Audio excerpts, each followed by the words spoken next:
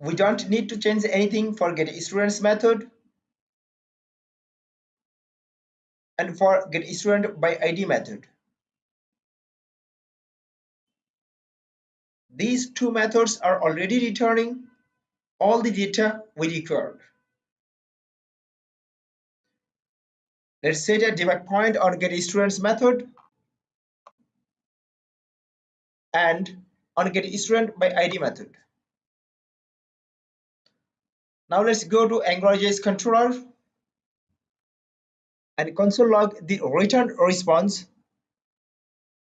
in getStudents method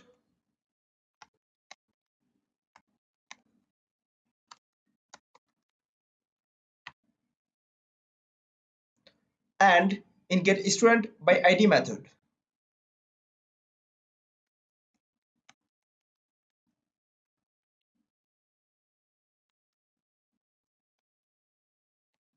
Now let's run the application to check. Let's right click on a web page, select inspect, click on console and go to student list.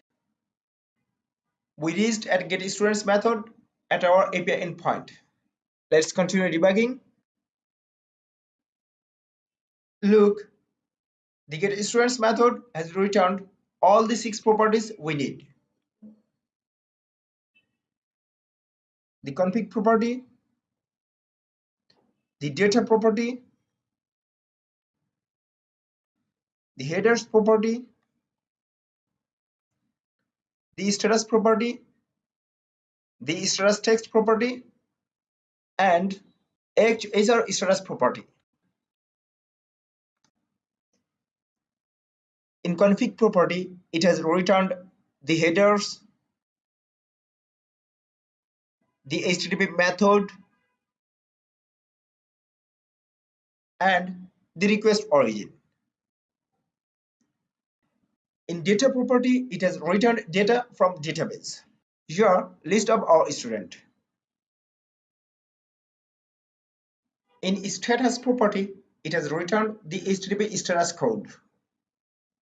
As it's a successful HTTP GET call, it has returned 200. In status text property, it has returned OK as a string, as it's a successful HTTP GET call. And in HR status property, it has returned the text complete, as it's a successful HTTP call. Now let's check the getStudentById method. The API route for getStudentById method is called on edit button click. Let's click on edit button. We reached at the method getStudentById at our API endpoint. Let's continue debugging. Look, it has returned all 6 properties we required. The config property, data property, headers property, status property, status text property, and HR status, and it has returned the headers, HTTP method, and request origin in config property, and the data in data property, and HTTP status code in status property, and HTTP status text in status text property. Now let's check the post student method in next lesson.